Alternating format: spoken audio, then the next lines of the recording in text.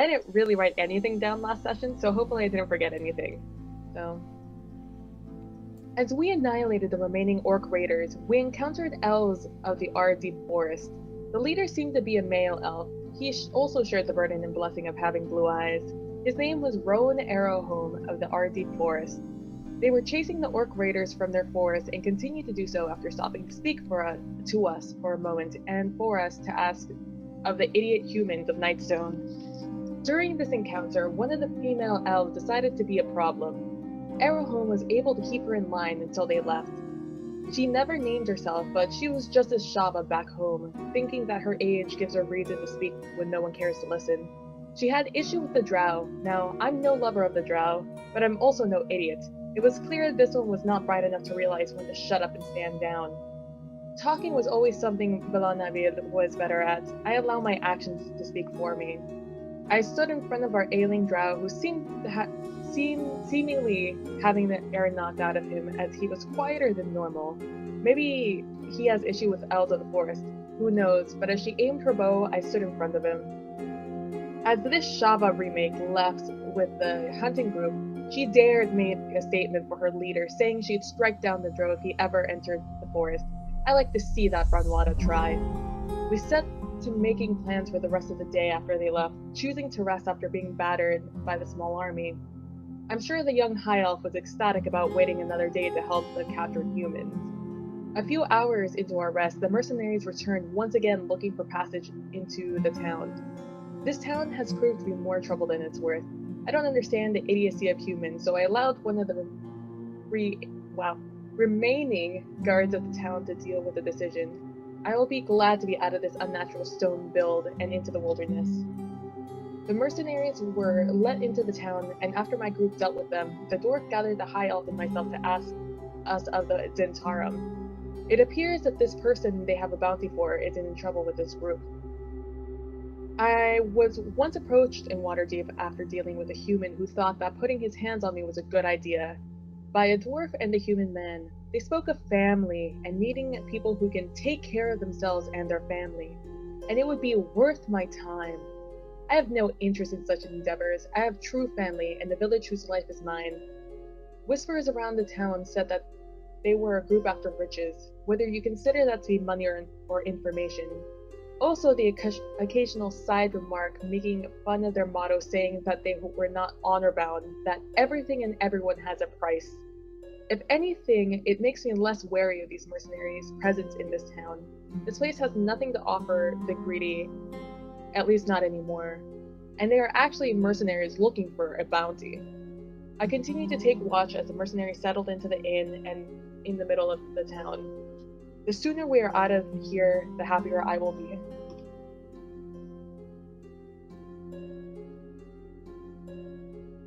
All right. So yeah, that awesome. That was perfectly done to bring all of our viewers back up to speed. The only thing I would add to that is a little bit that you guys would not have seen, still being in the town, was that 3 of the orcs ended up chasing our bard south, and after a kind of a running chase that was happening, they were slowly starting to catch up on our bard, and the elves, after they left the scene of Nightstone, continued to chase the orcs south and caught up to the orcs before they were able to engage the bard, who was running for his life at the time, and were able to chase off the orcs. The orcs actually saw the elves coming and then veered off, heading back south along the, well, I would say more like a southwest along the river. The bard was able to get back to the road and start heading back to Nightstone as the elves continued to chase the orcs further south. They didn't even stop to talk to our bard. During that, off in the distance, our bard happened to see several riders that were out on the road, but he had been so far away from that road as he was running from the orcs that the riders didn't see him or the orcs, and nor did the orcs see the riders. He just happened to see it through his keen eyes, looking for a place to hide or looking for a place to defend himself if they were going to catch up. But they were mostly just a long running chase scene happened. So there's going to be a point where a group of as was just said, a group of mercenaries came into town, and they were setting up camp. And probably towards sunset, our bard will finally come back into view of Nightstone and be approaching the bridge right about when we come back into our session here. Was there anybody that was going to do either a campfire story or a flashback for their character to earn their inspiration for the evening? Or did you just kind of do both at the same time there, Ian? Because you did kind of a flashback thing there too, didn't you? Yeah, a little bit. It is. But yeah. So okay. Well, then you get your inspiration for tonight, and we'll call that our flashback. And then whoever wants to volunteer for next week, we can decide that at the end of the session. Okay. So you have inspiration. Unexpected. Awesome. And for those of you that are watching, if you ever miss an episode, you want to catch up, you can check out the VODs on my channel here at the Sir Lucien Twitch channel, or you can also check out, I'm putting them up on YouTube. I'm a little bit behind on a couple, but they should be up this week as I get caught back up, and they will all be put on YouTube for me to watch too, which is also the Sir Lucien YouTube channel. And thanks for Greybeard for hosting. As always, he's keeping an eye on chat for you, so if you guys have questions for us, hopefully a couple of the players that are in there will be able to answer anything if I miss it. As being a DM in Roll20 and a newer DM, it's super hard to pay attention to everything I have going on at one moment.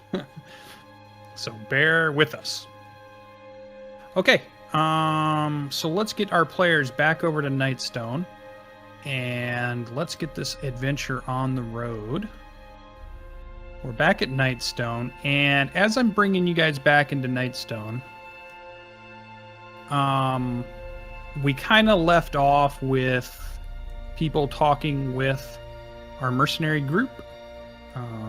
They were setting up camp in the courtyard, as I get us right back. But where would you guys be hanging out after the fact of that? Are you guys still going to be using the church as your area for setup and hanging out and resting before you go do stuff? And it's at this point where, how are you settling in for the evening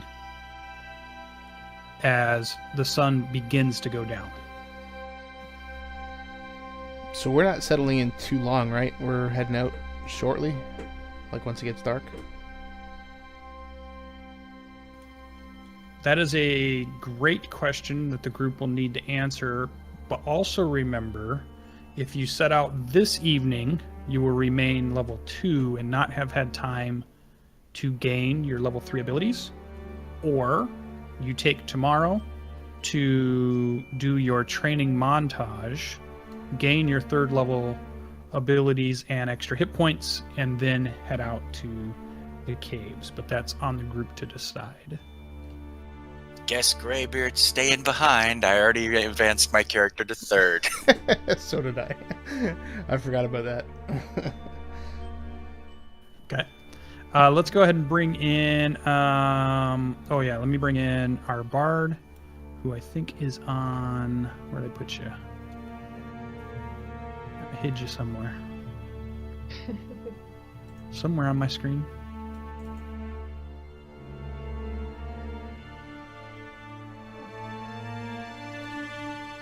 I see Ayla, who has flown off to return to her village. All right, I'll just bring her back in again. Ardreth, there you are. So, yeah, let's talk about where the group is and what they're doing for as the sun is about to go down. So let's hear on what is the group's plan here. As you can tell that the mercenaries have set up camp. Zolkin has taken a room inside the inn, upstairs. His lieutenant is kind of staying near the inn door, which is at the south end of the building. And then various of the mercenaries, both men and women, all human, have set up bedrolls and a little campfire right here in front of the inn. And the horses are in the stable at this point.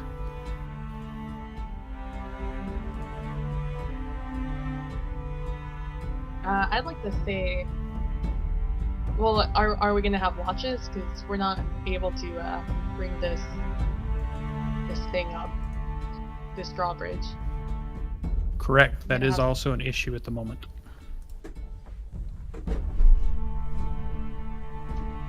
So I'd be happy. So are we leaving tonight, or are we staying the day? I think we need to stay the day, or at Yeah. least those of us who level up at. So While you guys are, where is the discussion happening? And I moved myself back into the church. okay, Greybeard's gonna spend some time with the mercenaries drinking. I'll go back to the church. okay. So yeah, go ahead and move yourselves where you're going to be. I We'll say it's assume right about dinner time, just before dinner time. this guy doesn't come out, right? He just stays there. Yeah, he's been staying up in the room. Okay, yeah. Then I'll go back to the church. Ian. I mean, we can't leave the front. I mean, I guess where they went back to the guards went back to the keep, right? Is that where they've been hanging out? Correct. The guards are back tending to the wounded at the keep. I'm gonna have Alara start to come back up once I figure out where everybody is. Okay. Well,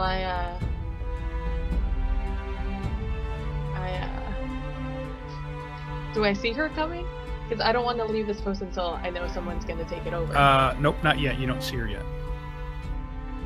All right. So, blah, blah, blah, blah. Fuck. I run out really quick over here. And I'm gonna ask somebody to take watch as I go and run and get a guard to take guard, I guess. Okay. So I run to go look for a guard. To ask them to stand guard. Yeah. Okay. So Alara is crossing the drawbridge. So it's right at the bottom of the bridge as you start to head south. So you can see her down there, and she's starting to come towards you. Alright, so I run up to her and I ask her how Sidiri is doing.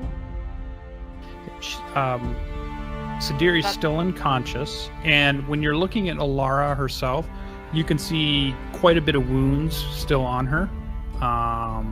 She took several blows during the battle in the south, so she's they've got the bleeding stopped, but she definitely is wounded herself. But she was coming to check in, and she says, yeah, Sidiri's still resting. We think she's still unconscious, but it doesn't look like she's bleeding any longer, and we hope she's going to pull through. That's what the Druid thought when he looked at her. Kaelin is watching over her now in the barracks, and that's it of the guards. The other two have died. So there's 3 of them left? Yeah, yep. 2, yeah, 1 unconscious, 1 hurt badly, and Kaelin, who wasn't hurt but is watching over Sidiri at the moment. Alright, and I asked Alara if she could stand guard for the next few hours we take rest, so we could take over watching throughout the night. I can take guard. She says, I think I can be there for an hour or so, but then I'm gonna have to rest her. And you can see there's still blood on her armor, and she needs to clean it up, and she's gonna need to rest herself pretty quickly. Oh no, I feel you. I have like a huge gash on my side. Alright, I say thank you very much. One of us will come in and replace you as soon as we can. Okay. Right. Yeah, and she walks with you back, and then she'll go to the actual tower. Heal, and then I tell Jarral that she's taking watch, so we can go discuss and rest or whatever we need to do over in the church. Okay. Very head back to good. the church. You. So now we've got everybody but Greybeard in the church, correct? If it's still dinner time, I guess I would not be drinking yet. I'd be at the meeting. Okay, so go ahead and move yourself into the church area. Jarral, you're going to be at the church, or you're going to stay on guard too? Okay, so let's cut to the scene of the group is there. Maybe you guys are breaking out some of the rations that you have. You're kind of sitting amongst each other, some still with a few wounds here or there. We're still kind of before our short rest or our long rest you guys are about to have. And what's the group going to do? This is your chance to kind of discuss what to do next.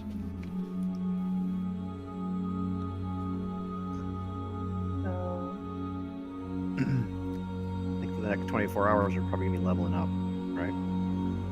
yeah. In a meta sense, yeah. I feel if we took a day and trained, we'd be much better off going after the villagers after that. That's a very good way. Yeah, now that we've seen how they fight and how they organize, we should take a day to process that information. So when we go in, we are more equipped to destroy them. Plus, I found this invisibility scroll I want to check out in the library. We've been Yeah. So you don't have to run away anymore? I'll still run away. You just won't see me run away. Spending your day reading, of course. Boring. I roll my eyes. High elves. I agree. I don't think we are prepared to go north yet. This might also be a chance for you guys to correlate the information that you've gathered as far as where you're going to be going and what you found out. So I'm not sure everybody knows all of that information yet. Yeah, so I kind of joined late last week. So it sounded as though we were going to wait for darkness and then head north to the caves. Well, that was their plan Okay. before we leveled up. Right, but after we level up, that can still be our plan, right? I mean, do we have to rest? After our day, Lucien? No, I envision that if you go through tonight, that'll be your long rest. You wake up in the morning, you'll do a montage throughout, I would say, at least most of the day. Maybe at least half of it. And then from there on, you can decide what you were going to do at that point. Oh yeah. Go So under you would the- either still have daylight and could go, or you could wait further into the evening and go, or you could say, we don't care about the villagers and leave. I mean, there's a lot of options there. Can I ask a DM question? Definitely. What is the rule for sleep or lack thereof? Exhaustion! Yeah. There's no rule specified that I looked quite a bit to Yeah, find out I did when somebody gains exhaustion. They get it versus some type of spell state or some type of missed saving throw off of something like a poison or harsh conditions.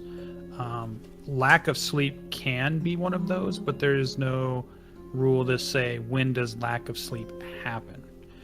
To me, I would think if you were to go probably a full 24-hour period with no resting at all, then we would start looking at possible points of exhaustion and moving into the exhaustion mechanic. So I would think, a 24-hour period.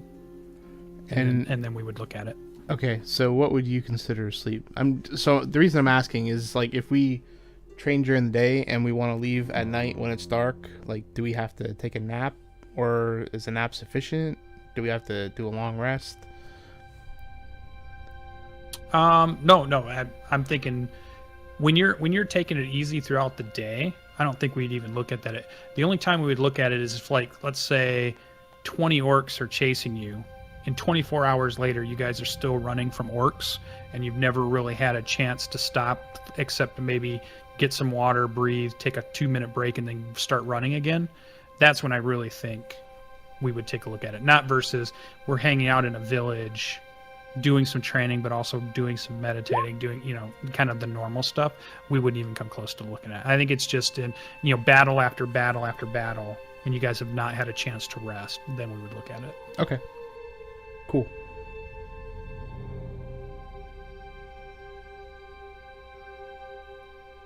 So yeah, so it sounds like we're just gonna train the day, take a little break, like for dinner or something, and just wait for it to get dark. Does that sound kind of like what you guys were talking about last week? I think we should live a little bit before dark, so we get to right as the sun is going down. I think we should leave, or like a little bit before. All right, so when we get to where we want to be, we'll have the most amount of nighttime possible. So eat and then head out. Yeah. Depending how late we eat. Yeah. Okay. I want to give you as much night as possible. I don't want us to get lost for like 3 hours. It's like, oh hey, it's dusk. Okay. Do we? So, does anybody want to train with the bounty hunters, or are we? Anybody want to suggest that?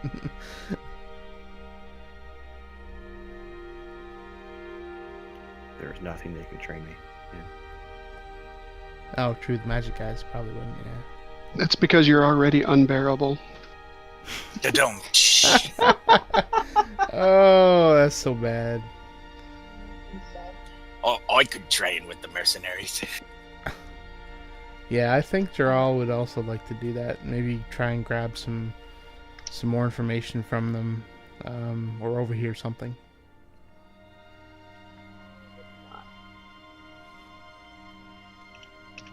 Okay, while you guys think about that, also think about, we'll need to know at some point here real quick before we switch scenes, what are you going to do tonight as far as, are there watches, where you're going to be, where you're going to do them, and where you're going to sleep, in case anything might happen, and then we'll move into the montage. While you guys are thinking about that in the church, let's go ahead and bring Ardreth up the road.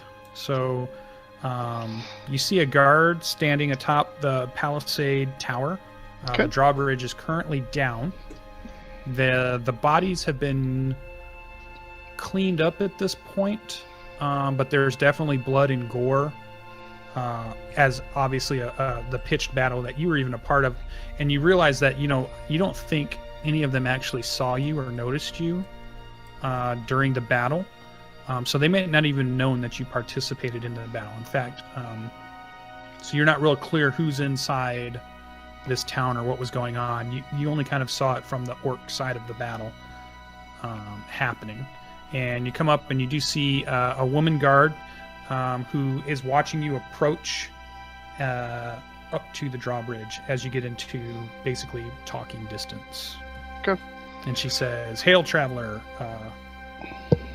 Who goes there?" And the sun is starting to set. Okay. And I'll keep my hands up a little bit away from my body so that it's obvious I don't have a weapon out. And I'll say, "I'm Ardreth Fairfirin, and I'm looking for entry into the town." And now give us a description of you, because I don't know if we've had a description, but we might have. But let's go ahead and get it again, just in case for viewers that are watching. What does Alara the guard see? What do you look like to her? From a distance, she sees a human figure, a little bit taller, kind of slight of build, and humanoid from this distance. And speaking to her in common tongue right now. It's got a bow and a musical instrument strung across his back that she can kind of just make the outline of. And other than that, just a traveler's kit and a blanket, sword and a short sword, in leather Okay. armor. Awesome. All right. Alara says to you, well, right now this town has seen many trials and tribulations, but if you're looking to seek shelter, you may enter. And then she kind of gestures you across the drawbridge, and then she's going to come down from the tower and talk to you as you come across. She's up on top of the tower that has no windows or anything. Okay. I will start to walk across the bridge then. And I'll stop here. And you actually have to climb over a cart that's okay. there. So you notice there's an old cart that sits there. Plenty of blood and gore on that too. Obviously, this battle had been quite bloody. And you kind of maneuver your way around the cart, which they put there. And then Alara is standing there. And what you can see in the town now as you get into the town, this is kind of the first time you've seen it. It's obviously a Mott and Bailey style town. It looked like at one time a very, well kept town, except now you can see large boulders that are impacted into the ground. And these things look gigantic. They look like, several 100 pounds. Rock, something bigger than even several humans could even pick up. Wow. You see some of the buildings have been smashed, whereas straight through the roof, and you can see into buildings. You can see blood stains all throughout the courtyard of different stuff. It does appear like all the bodies have been moved at this point, but you can see drag marks of things that got moved or dragged on. Almost many of the buildings have been smashed in some way. You see to your left as you walk in a church or chapel that is with a big broken window in the front side of it. You can see kind of a farm. There's several farms that are within just as you're kind of getting a view of everything. To the south of you, you can hear the stable and the horses in the stable, and even see a couple of them in the pen. Straight across to you to the east, you see a group of humans that have a camp set out in front of what looks like an inn, which also has been smashed through with several different rocks on different sides. And they have a campfire set up, and as you kind of walk in, a couple of them kind of notice and they kind of keep an eye on what's going on. They definitely have the look of leathered armor, carry weapons, very hardy looking group, definitely used to being outdoors, used to being on the road kind of people. You get the sense, mercenary kind of comes to mind when you're looking at them. Well-armed group of humans.